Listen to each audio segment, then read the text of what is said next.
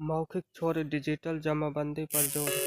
विजय सिन्हा ने उन परिवारों से खास अपील की है जो आज भी मौखिक बंटवारे के आधार पर जमीन का उपयोग कर रहे हैं। उन्होंने कहा कि मौखिक बंटवारा ही भविष्य में बड़े विवादों और अपराधों की जड़ है। सरकारी दस्तावेजों में नाम न होने के कारण किसान कई सरकारी योजनाओं, बाइक लोन और मुआवजे की सुविधाओं से वंचित रह जाते हैं। सरकार का लक्ष्य है कि प्रदेश के हर इंच जमीन का स्पष्ट और डिजिटल रिकॉर्ड हो ताकि पारदर्शिता बनी रहे।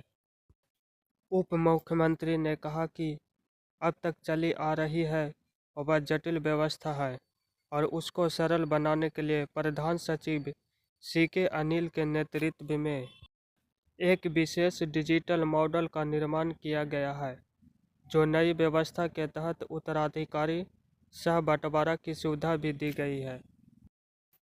यदि पूर्वज की मृत्यु हो चुकी है तो उनके सभी कानूनी उत्तराधिकारी एक साथ आवेदन कर अपने अपने हिस्से की जमीन अपने नाम करवा सकते हैं।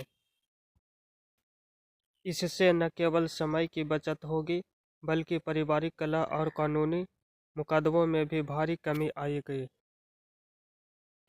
पूर्वजों के जमीन जायदाद के लिए भाई भाई का दुश्मन न बने, इसके लिए सरकार ने इंतजाम कर दिया है। बिहार में भूमि विवादों को जड़ से खत्म करने के लिए क्रांतिकारी बदलाव किया गया है। राजस्व एवं भूमि सुधार विभाग ने बिहार भूमि पोर्टल पर पारिवारिक बंटवारे के लिए नई और इजी इंतजाम शुरू कर दी है। विभाग के मंत्री और डिप्टी CM विजय कुमार सिन्हा ने बताया कि अब रैयतों को अपने हिस्से की जमीन के लिए अलग अलग दफ्तरों के चक्कर नहीं काटने होंगे। पहले प्रत्येक हिस्सेदार को अलग अलग आवेदन देना पड़ता था, जिससे प्रक्रिया जटिल और काफ़ी लंबा समय लगता था। 27 दिसंबर से लागू इस नई सुविधा के तहत एक ही संयुक्त आवेदन पर पूरे परिवार के सभी सदस्यों के नाम और उनके हिस्से की जमीन का जमाबंदी कायम हो जाएगी। बिहार में अब घर बैठे ऑनलाइन पूर्वजों के जमीन का बंटवारा होगा, दफ्तरों का चक्कर खत्म होगा।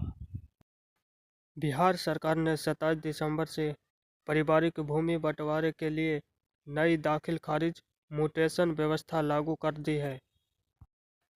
अब एक ही आवेदन के जरिए परिवार के सभी हिस्सेदारों की जमाबंदी अलग अलग हो सकेगी। इसका उद्देश्य भूमि विवादों को कम करना और राजस्व प्रक्रियाओं को पूरी तरह से डिजिटल बनाना